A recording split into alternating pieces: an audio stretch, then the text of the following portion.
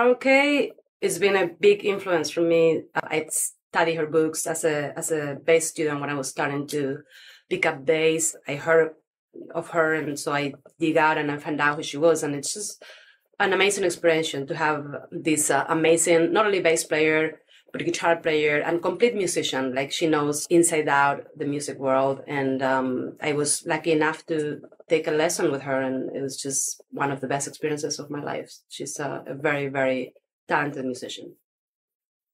What's your thoughts on Carol Kaye? Well, first of all, she's so hot. Like, the hottest woman in the music industry. I've asked her to marry her when I met her. She's one of the most influential string players of our generation, and I love you. And I give you a big smooch kiss on the chin. I love you, Carol. Bye. You may not know who Carol Kaye is. She is not like Michael Jackson, or, you know, she's not in the front. It's not mainstream, exactly. Yeah, she's not mainstream. And there's so many people like that as musicians who are not mainstream, but who are so important. It took me a while before I even knew who she was and how impactful she had been, you know, to the bass guitar, to the industry. So, I mean, I have nothing but the utmost respect and adoration, and like, I couldn't even imagine being in the same room with her. I'd be so nervous and like, you know, so much music, so much knowledge, so much experience. She's somebody that we all look up to. Like, wow, she is the, you know, she's the first one. She broke down a lot of doors and a lot of barriers. Is there anything you want us to ask her? If you can't think of anything, okay. We're going to her house on Friday. You're going to her house? Yeah. Oh my goodness. Do you want to come? I do. Yes. Man, I would just like to say thank you. Thank you. Thank you, thank you, thank you for doing the work. Because it is a lot of work. Yeah, it's a legendary Carol Kaye. Who's played on more hits than I think any of us have tried to calculate over the last couple of months. The mother of bass guitar. Well, they say that, you know, but I'm the only mother I am is two by three kids, really. You know, so yeah, they were good kids. I was very lucky to have really good kids. And so, yeah, but it was a lot of work back then. There was a lot of music back then. There were a lot of good people who could sing well. That kind of thing. They didn't need the auto tune, and then you had players who felt grateful enough to play and to make money at the same time. That was something that we were all grateful for, you know. And like I said, I was a bebop player at first. That kind of stuff, you know. From that into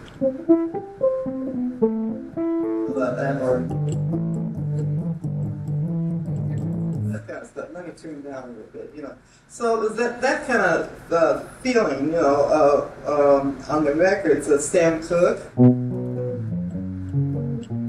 That, yeah, and so forth, you know, and La Bamba. You know, the feeling there. When we all played, it was a good feeling because the producers of that time were jazz fans.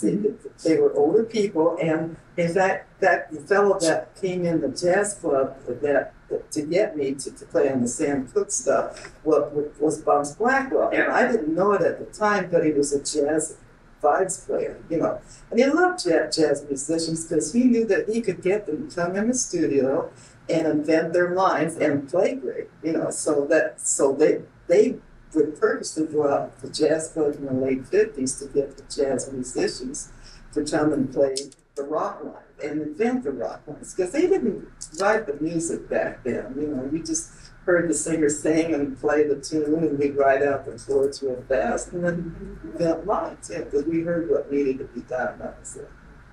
You've worked with so many people over the years. One thing that we've been listening to the last couple of days is a lot of your work with Joe Pass. Oh, with Joe Pass. What was it like working with Joe? Joe was one of the regular jazz guys. Half the jazz people got into drugs, the other half didn't, you know. So Joe had gotten into drugs just like Hampton Hawes and Art Pepper and those people, and spent time in jail. And he was a great player.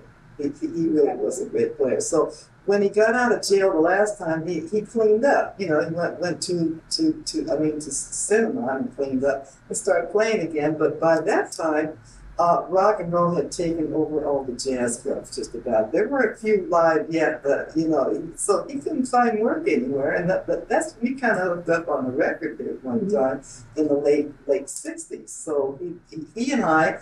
And Paul Humphrey, the drummer, and then Wilton Felder was on sax on the record date, and all got good players.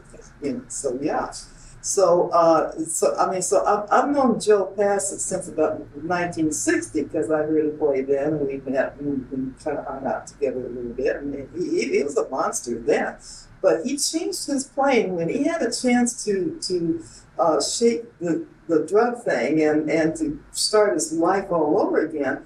He changed his playing, and he kept saying triads. It's triads, Carol. It's chord notes, but it's triads. And I didn't know what he meant at the time, you know, but I do know that the players back in the 50s learned to play from chordal notes, you know, and we learned, my first lesson was two and two. First lesson on guitar, 13. Just that, now special. That kind of stuff. And I learned that this bridge thing is a diminished chord. So you learn to punch four. But I never knew the open string chords until later on when I did the studio work. I never played open string chords at all. It was all bebop chords and bebop lines, you know. And for about 4 months of lessons, I worked for him. I was kind of poor, and he hired me to work for him. The teacher did at the age of 14. You know, I worked about 3 or 4 months, and then he got me into some jazz gigs. He recommended me for some jazz gigs. So I started working at 14.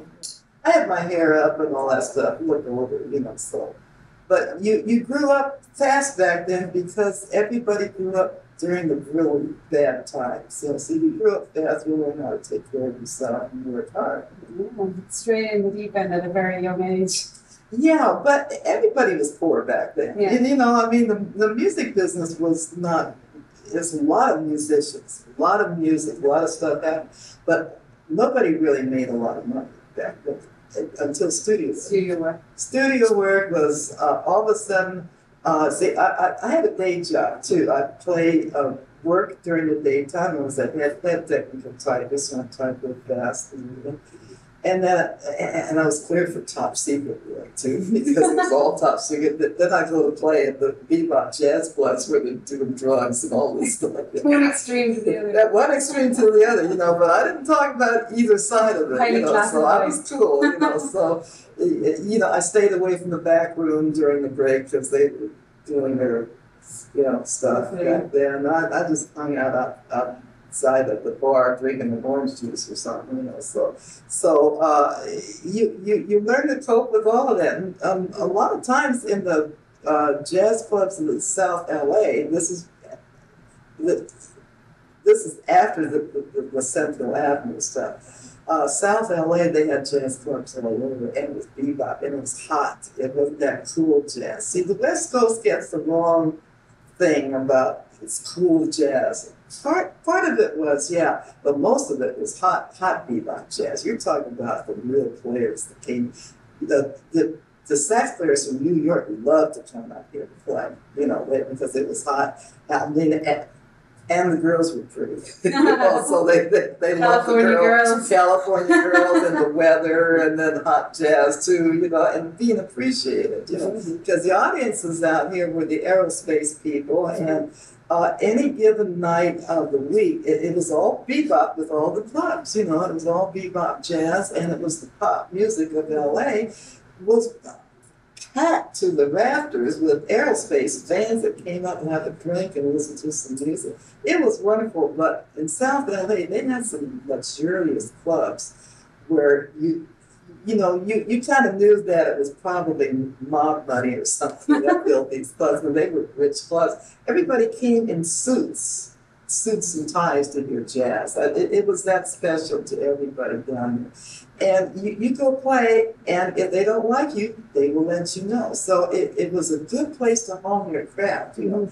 And then if you didn't play well, too, I saw this a few times. I mean, I never got that look, but there's something that the musicians would give. It was a certain look, you know, like get off the stage and you're gonna die, you know, that kind of thing. You just know. So you just know, you know, because once in a while there'd be a player sitting in and he wasn't cutting it. It's like, hey, man, you know, don't smile. They'll also let you know to get off the stage real fast. You know? So it was that easy, you know, that all you had to do was play good and you were called for work and all that.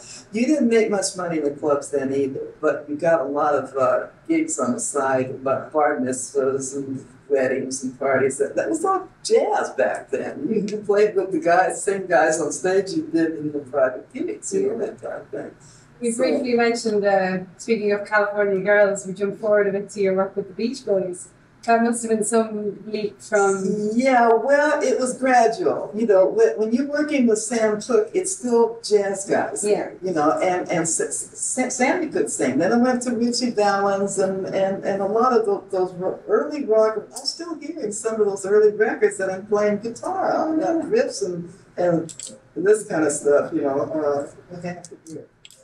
Something happened to the sound. Oh, wait. Okay. I think it came out here. I think our little companion here. Yeah. Something like that, you know, just little riffs or little things I'm playing. Oh, that's it. Yeah, that's right.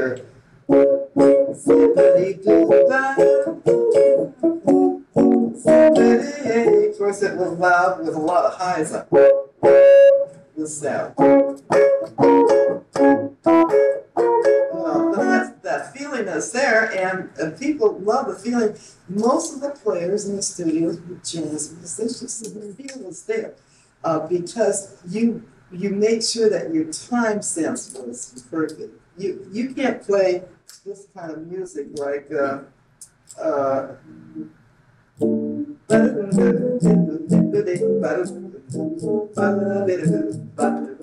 can't play those tempos with that time. You know, everybody has to be groovy, you know, together. So your sense of time was there. That's why the feeling of the early records was so hot. That's when we grew. And then you had some of the natural rock talents, you know, like the Glenn Campbell, Leon Russell, and all those people, you know, and they could groove. So, I mean, so it was a big group, and we liked each other. We liked the music. It was different. It was easy, you know. You know, when you're playing simple music and making it groove, it's fun. You know, it doesn't matter. And the challenge was coming up with simple lines to make that record happen. That was fun, see. But middle 60s, it started changing. It got to be more work, and it was groups then, you know, that, yeah, it's okay, Hondells and like that. That was all right. It just got a little boring after a while. That, you know, just, that surf music especially wasn't that hot. Creatively. Yeah, so and when the bass player didn't show up in '63, because I had them playing the piano bass guitar, they put when the bass player didn't show up at Capitol, they put a bass in my lap, and they said, okay, play it. So I got to play, instead of going that kind of thing. I played what I heard.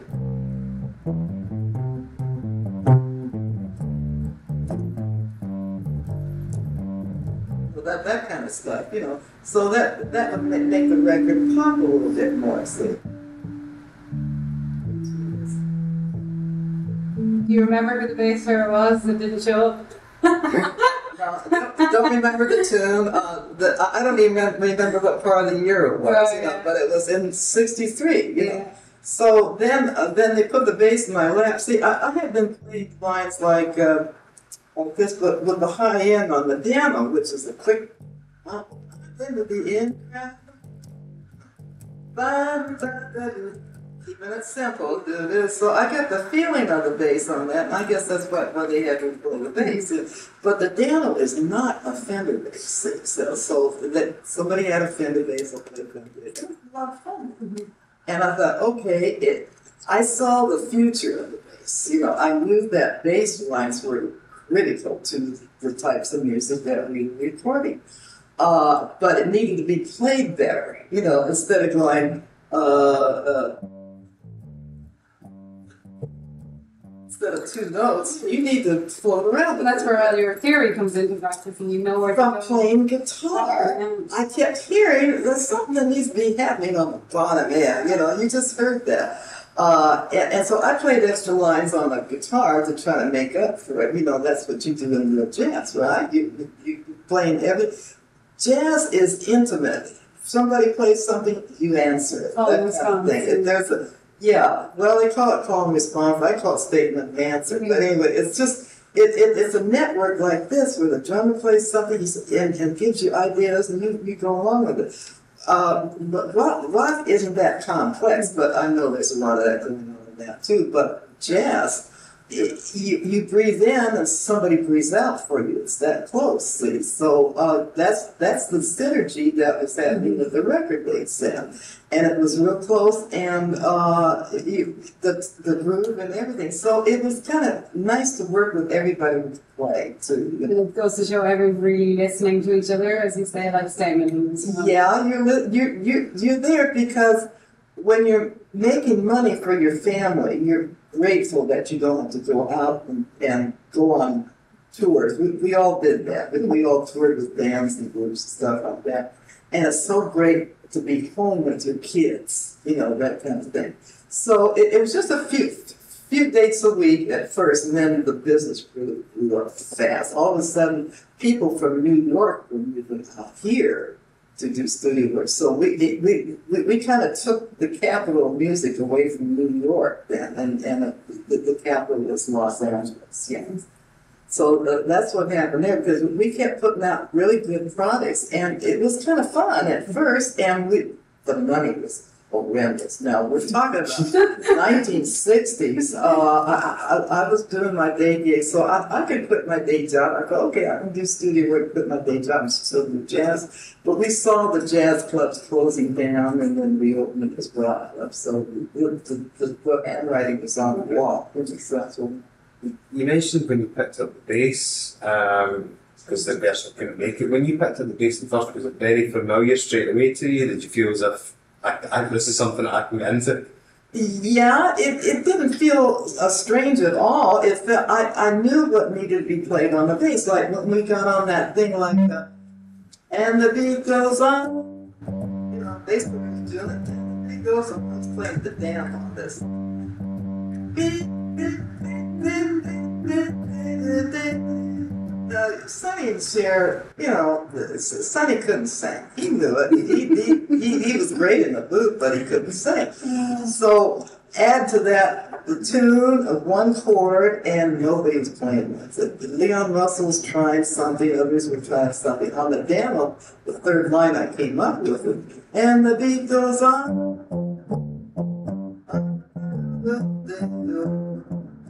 So it was easy to see the difference that bassline can make in tunes, you know. So I started playing more notes and stuff like that. It runs in the right spot or something. Everybody says, yeah, you know, wow, you know. Or the funk was that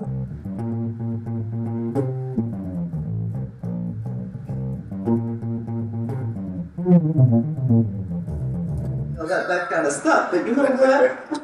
If you ever played Latin American music, you know where that came from. You don't think of where it comes from at all. You just play what is needed. But have you heard?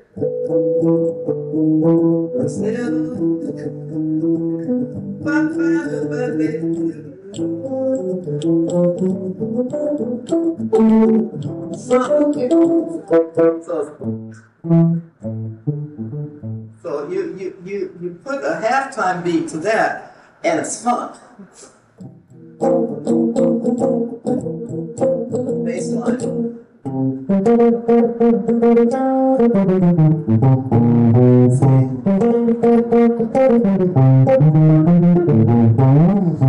kind of stuff. See, on the bass, and it's Latin funk. It's Latin when you're doing it that way. Now you have a rolling type of bass line that we used on some of the Motown stuff. A lot of people don't want you to know that some of the Motown is cut out here, especially by a white woman with blonde. Oh, the image is so important, you know.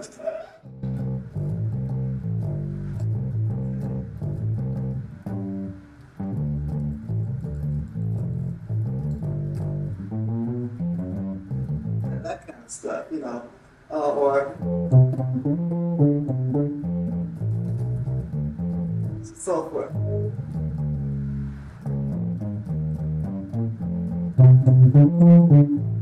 That's easy to do. So you got samba. See, you've got the samba licks and that kind of stuff too. But the art of creating bass lines is very important for the kind of tune that it is too. It has to be the right song, the right style, and the way that the singers sing. You don't rush in to fill every gap or anything.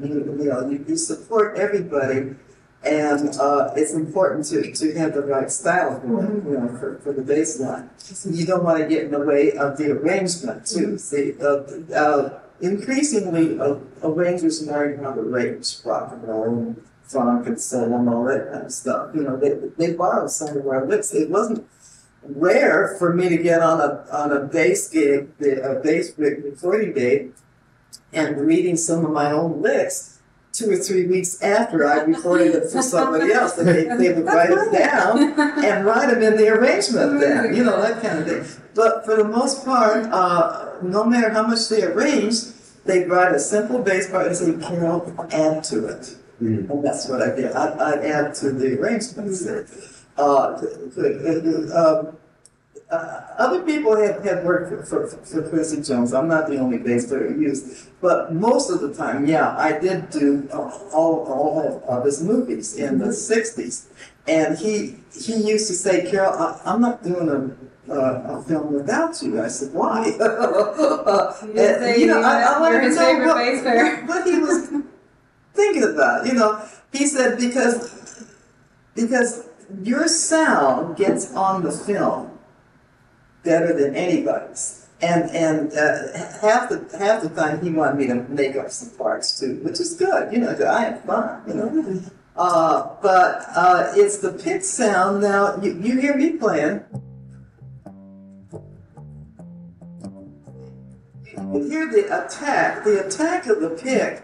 No matter if you put on a lot of low end,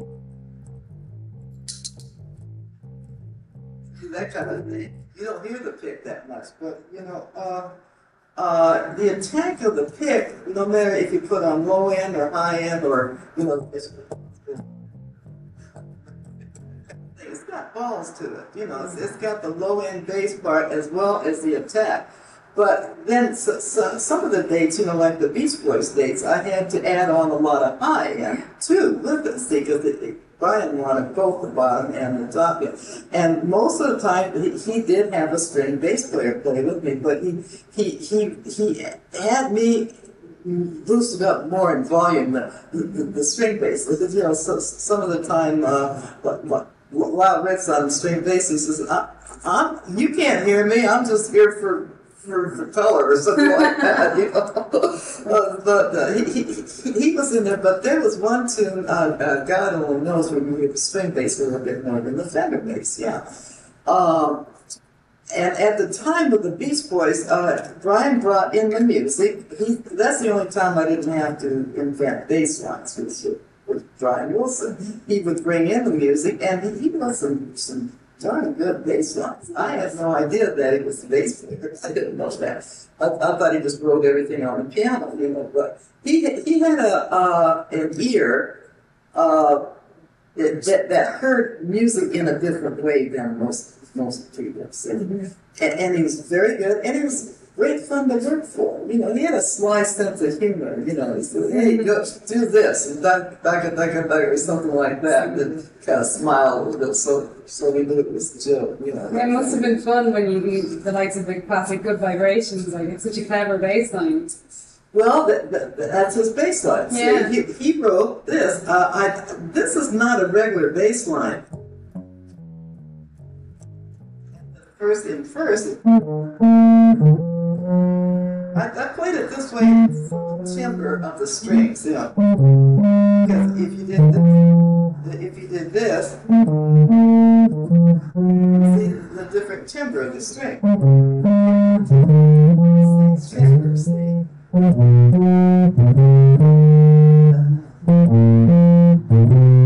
Keeping the timbre, see, because the timbre is so different between each string. But this line, this is not a jazz line, but it's a jazz feel.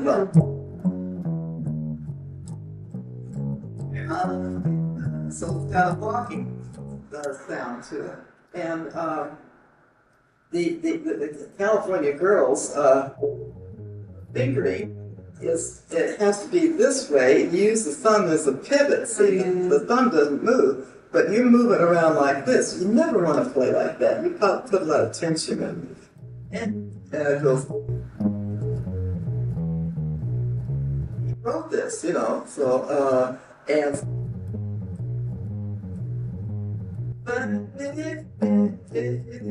Still jazz feel. But it sounds like the Sons of the Pioneers of that. Water. So it sounds country. So, but Brown got his ideas all over from all over. We didn't get a chance to talk about your solo records, some of the songs that you did. I think actually Bruce Miller, his past was involved in that. That record is fantastic. What are your memories of that? Yeah. Oh, picking up on the East End, what happened there, Ray Brown and I were doing a lot of film calls together. So we started playing two basses together, you know, with, hey, let's go in the studio and cut some of this stuff. So I forget what I did even now. I have to listen to the record. I said, oh yeah, I kind of remember that. You know, but I'm playing something funky like...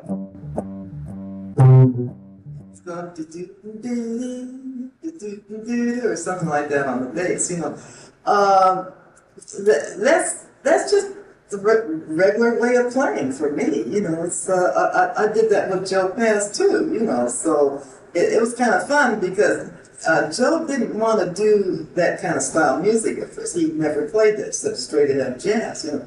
So we get in the studio to do an educational thing. I said, hey Joe, let's do an educational thing. I had put out his books, and his books would make a ton of money.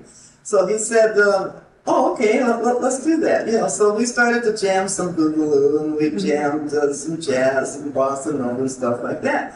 And the three of us sounded so good together. It was Paul Humphrey on drums, and Paul is a darn good, fine jazz player who got in the studios like the rest of us, and we're doing all these studio days together and getting bored by that time too. It was 1971. So we started playing together in the studio. It felt so good to do that, you know. So I produced an album on Joe Pass, but I had Ray Brown on most of it. But we did some things too, just the three of us, and it sounded real good. We did a lot of concerts and stuff together. Pretty soon, Joe Pass was making so much money, he couldn't believe it, you know, and we were playing good. And he loved to play in front of the college kids too. The kids just loved him. Oh yeah, we never knew what we were going to play. We just jumped on stage and played it, you know, because we never knew. It was like jazz. You just get on stage and impromptu play, you know, so that's what we did. So I played some funk with him and some jazz and stuff like that. I did the syndicate with Hampton Oz. One of the greatest piano players in the world was Hampton Oz, you know. So yeah, things like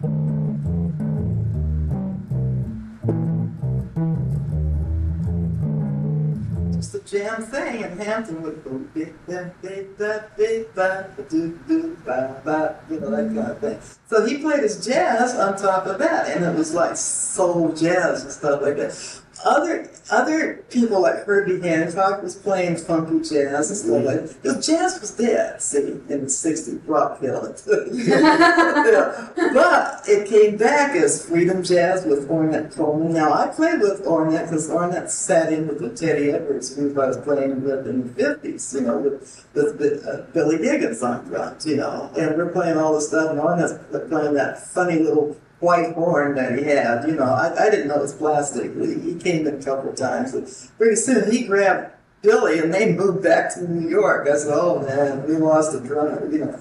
But, you know, jazz changed forms to make money. Miles Davis changed form, got into the fusion stuff, and Herbie Hancock got into funky stuff, and Hampton Hawes and I got into soul jazz stuff like that. Same as with Joe. Joe didn't want to play this stuff. He said, I'm not going to play rock and roll.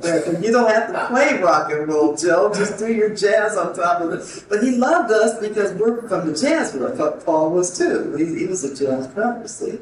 That's Paul. I'm feeling all right, by the way. Jam this. But it helped to have Joe in the room singing it too, because we played to the singer. So it turned out to be a big hit for him.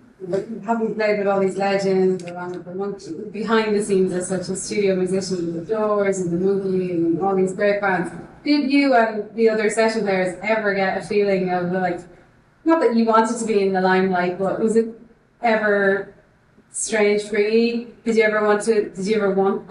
Want to be stars? Well, not to be stars more so, but did you ever find it strange, should I say, that everyone, you guys, the geniuses, let's say, were kept in the background? Or was it just the way it was? It was a business. Yeah. It was a business. We were good at business. Yeah. Taking care of business. We were happy to do it. Yeah. Because it paid well. We didn't have to go anywhere but go home and try to sleep. You know, you live for the really nice days like with Ray Charles and Mel Torme, Frank Sinatra, people like Rosemary Clooney, like that. Those days, like I tell people, they say, wow, it must have been fun all the time. I said, no, 85% boring. You know, and did you like the music we played? I said, well, do you like your day job? You know, it was a job to us, you know, that we were paid a lot of money to make this for everybody. You don't have a feeling of that you hate them. If you thought you hated the music, you couldn't play a hit, you know, that kind of thing. So yeah, at the time you liked the music, you liked the group, you liked working with others and stuff like that. You didn't think about, we joke about it. We say, hey, we're playing all this music, and they're out there, making $1 million just playing 3 chords, you know, that kind of thing. Hey, that was them, and this is us. We knew that we were the best in the world. To do what we had to do, record day and night, we had to be the very best. So, but at times we had to remind ourselves of that, you know, because it was like, oh God, I'm so tired. Please get me home. Can I turn this one down so I go to sleep? You know, that kind of thing. Go to sleep with click tracks. Yeah, I used to go sit in the can on the Phil Spector days just to fall asleep for 5 minutes. You know, just sit down on the can and nod out. How many years did you not sleep for? There's quite a few years. I'd say from about 63 on.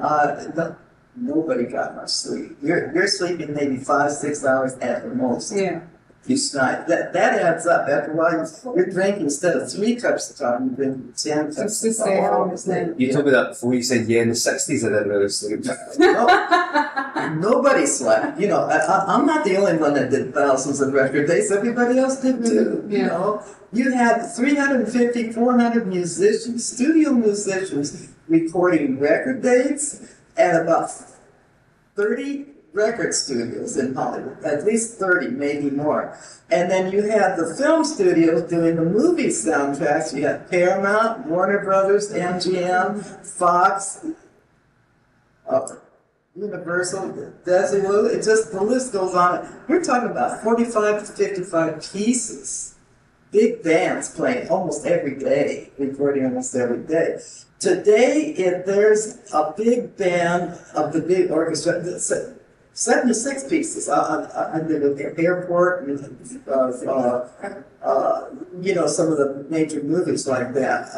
There were 76 pieces, you're there in a room with them, and it's just a great feeling, because you're there with the finest musicians in the world playing that music, reading that, not get to them too. So you have this constantly going on back then because the movie industry is just about out of business because of TV. TV killed the studio. So in the 60s, they got the hot idea to use the rock players, the soul rock players, especially the bass players like me. I'm the only one that they called because I'm the only one that could invent and could sight read at the same time. I could sight read fly specs, and I wasn't into drugs. I didn't smoke pot or I don't drink. I didn't take pills, anything like that. So you're there to make money, and this is the first time in my life that I grew up poor. I did not want my kids to grow up poor like I did. I did not want them to struggle like that. A good parent knows this and takes care of their children. I had 3 kids, and I wanted them to have a good life, a good start to begin with. So anyway, and they did. I had a nice lady that lived in with me. I paid her well to take care of the kids. I made a lot of money, but I paid a lot of that out in child care too, see. And I didn't get married. I married twice, and I got a divorce, and it was such a terrible thing that I didn't even date him then for years. I was perfectly happy going to the studio work in the That was a lot of money, and when you're doing studio work, you have the work ethic to do your very best, because you have to go home and look at yourself in the mirror. So yeah. Well, no, you don't have time to listen to the radio. You're trying to get to work. You're back in studio. If we didn't have the traffic that you got today. There's a ton of traffic. We had about 1/4 that many cars. So you can imagine you could get around. You got parking place zip like that. You could run in the studio and then get packed up. And when you left the studio, you forgot the music because you got to do the same thing on the next record day or the next film call or something like that. So you drive a few blocks, park, get out with your bass. The Carter's Country has got one of your amps there turned on, set to the right setting for that studio, that kind of thing. So there's a lot. Thousands of people, copyists, music arrangers, producers, people that went out to hawk the records, to go to visit the disc jockeys. You had thousands of people in the business. It was a huge business out here in Hollywood. I still get emails and people say, "Oh, tell us what it was like in Hollywood," as if it's going to be like it was down south, where it's just a few people working. I said, you can't imagine what it was like. Thousands of people working in the industry. It was a huge industry out there. It was a huge business. But at one point, I did get stuck up. It's like, hey, I'm first call with everybody. Kiss my ass, So I had that. If an engineer didn't have a microphone plugged in, I said, hey, you need to plug in this thing here. Or out at Fox one time, I remember I got mad at the engineers out there. They had the microphone 6 feet away. I said, they're paying me a lot of money to come here to record for your movie. And I wasn't shy by that. I was shy when I was a kid, but I wasn't shy by that. I said, they're paying me a lot of money. They want to hear it on the movie. Move that thing in, or I get up and move it in, so it's right there where it should be. So, I was a pain in the butt to had to put them in their place. But you know what? I get up in the studio and I got to know them in the booth. These older guys, they're wonderful older guys. So once we got that out of the way and they found out I was a nice person, I found out we got along great. They were so happy to see me on the scoring stage every time. Nash was cut out there at Fox. We did a ton of movies out there, and everything. It's a wonderful place to work with Alpha. Those engineers are responsible for. They talked about those racing pictures too, the cars. Oh God, there's a couple racing pictures that were done out there, and they said that the sound of the engines that they had to mix just made them sick. You know, we talked about that. So yeah, they talked about it. And it's funny things, you know. Amo Richards, well, wild little guy. He's kind of a small guy. Had tons of percussion instruments, and he finally found the Echoplex. I use the Echoplex on bass too sometimes, you know. Tom Scott amplified his sax, so I had to help him with his amplifier, how to turn it on and set the Echoplex to the right tempo. You know, if the click track is here, you have to set the Echoplex there. Da da da da da da da da da da, you know, that kind of thing. So you had to set it just right, you know. And so one time, we were all bored out of it, bored and tired and everything, and Abel starts laughing, and he had his Echoplex on his fives. Went, we started getting the giggles. We couldn't stop us, man. We were laughing. They had to take a break so we could stop laughing. It was funny, you know. It just So memory. silly little things like that, you know. Silly things. The guys were wonderful to work with, you know.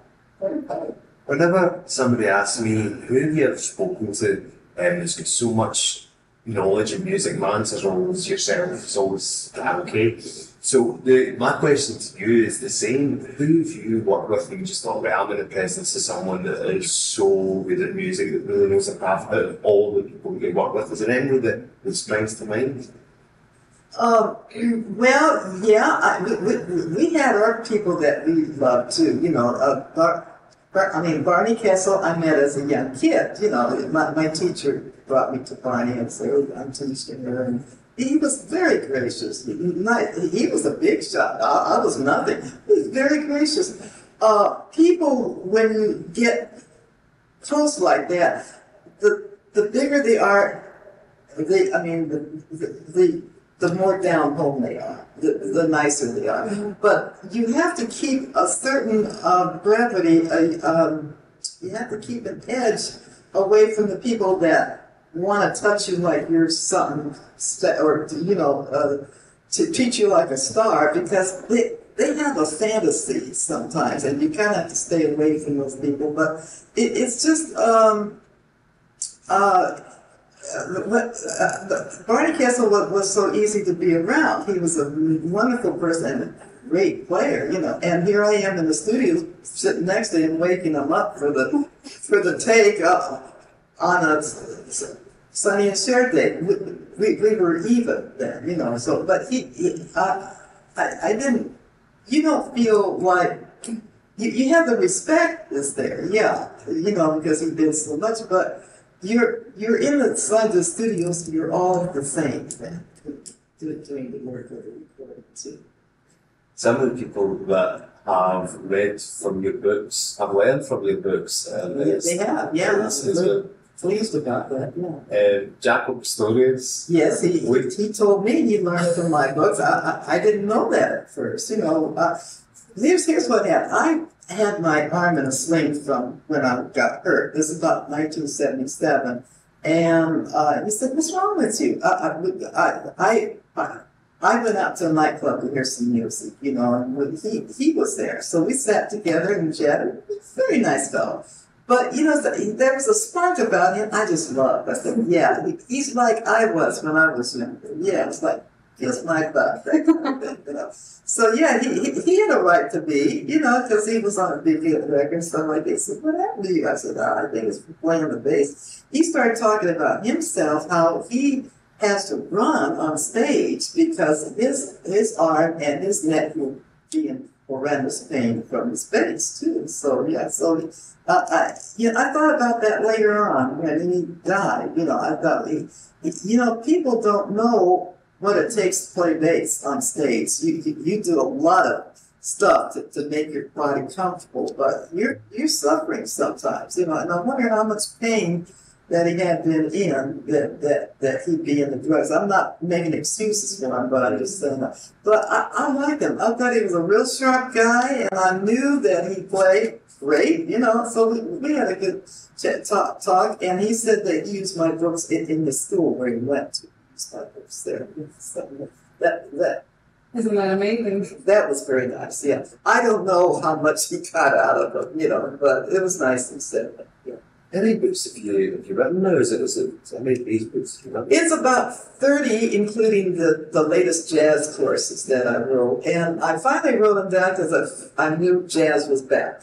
So I started writing more jazz and everything. And I wrote the same jazz that we all played in the 50s. I knew the schools didn't teach that. There's a big gap from the rock days, and the schools are teaching a lot of nonsense scales. Those scales were not around in the 50s. We had the major scale and the minor scale, and we used them as traveling notes. Used jazz patterns, which were quarter notes and substitute chords and stuff like that. That's good.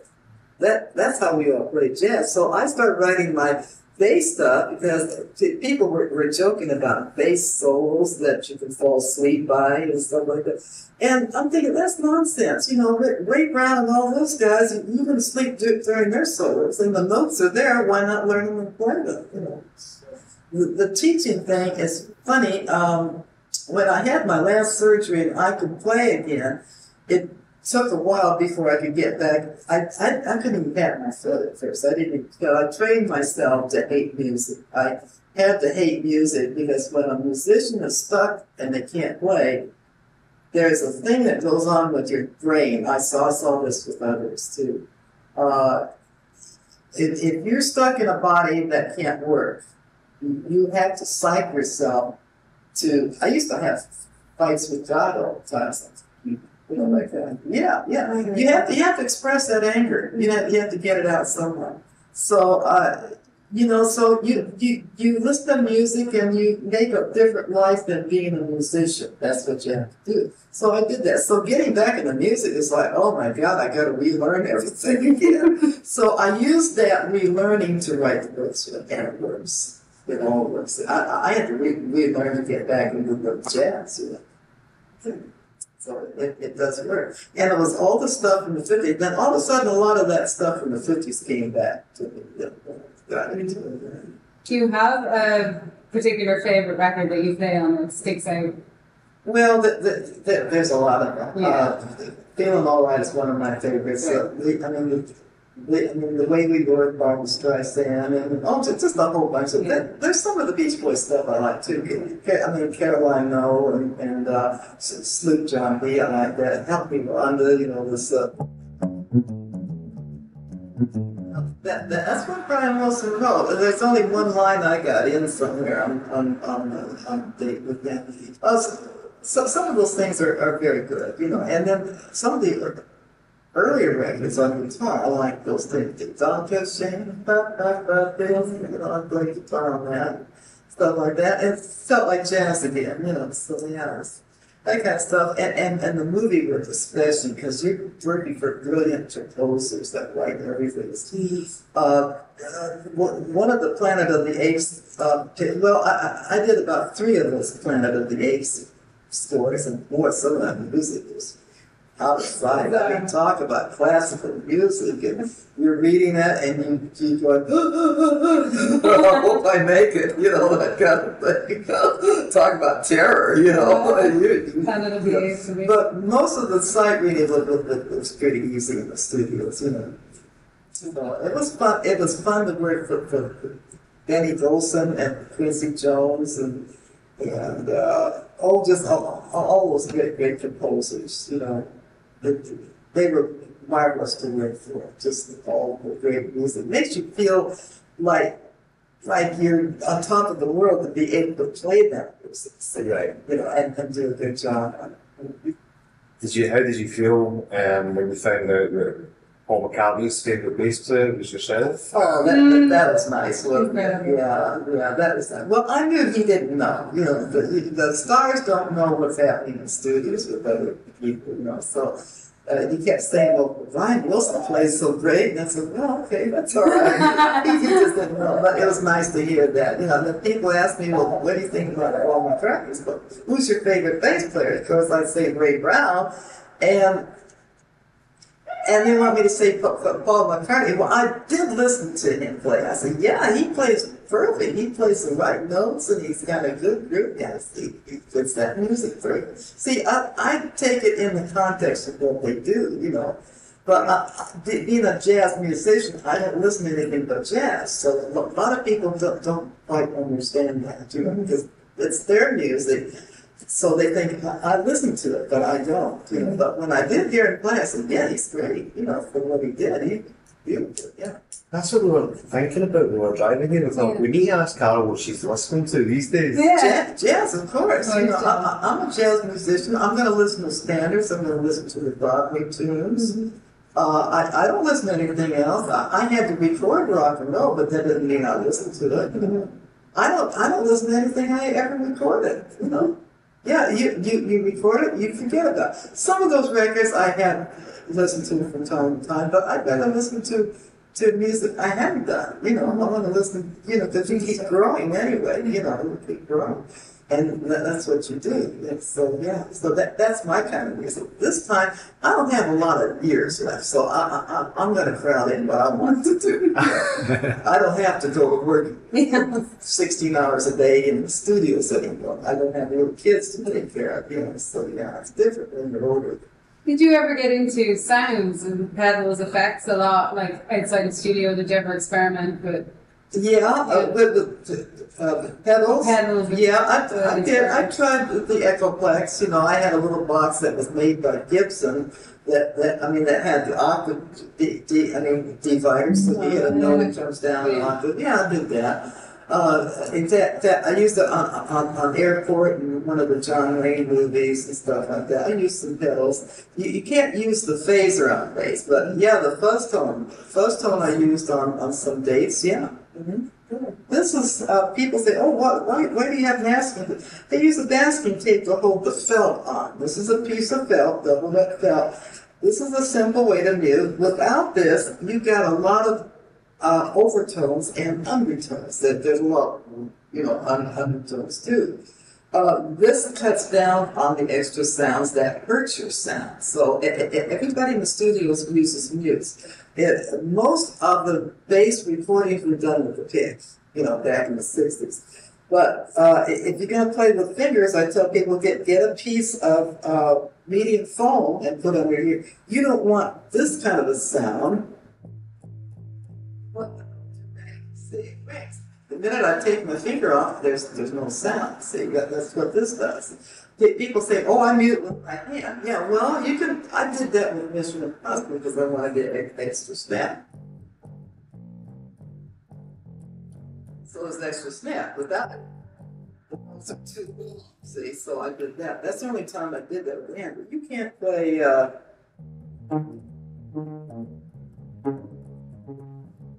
So forth. You can't play.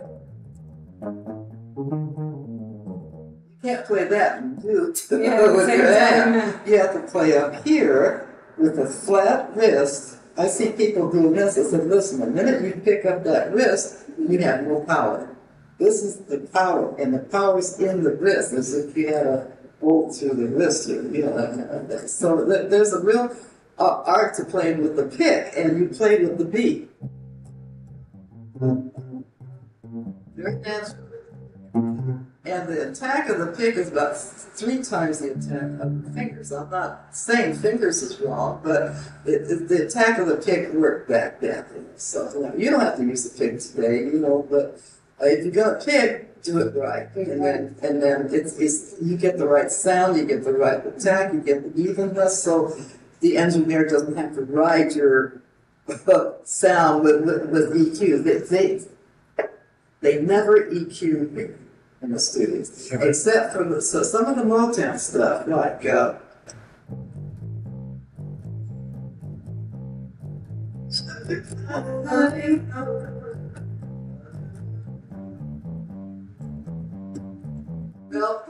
even with the pick, there's too much attack, so Armin Steiner would would put a little bit of compression on it. He loved it. He said, Carol loved the sound.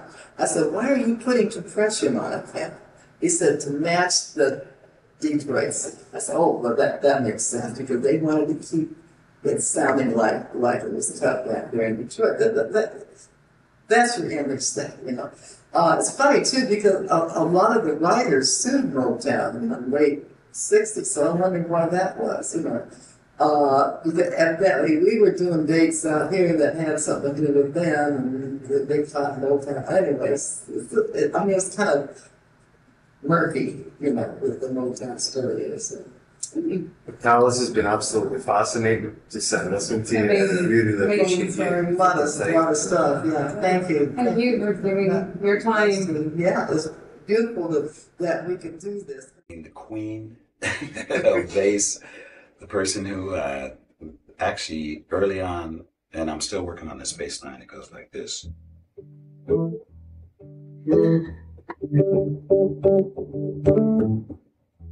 See, I'm still working on it.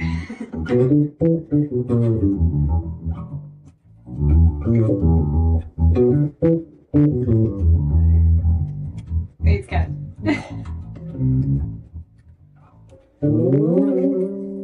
Anyway, I don't know if this will help. oh yeah, exactly. From Carol Kaye. Look at that. Wow. From the hand of the mother herself.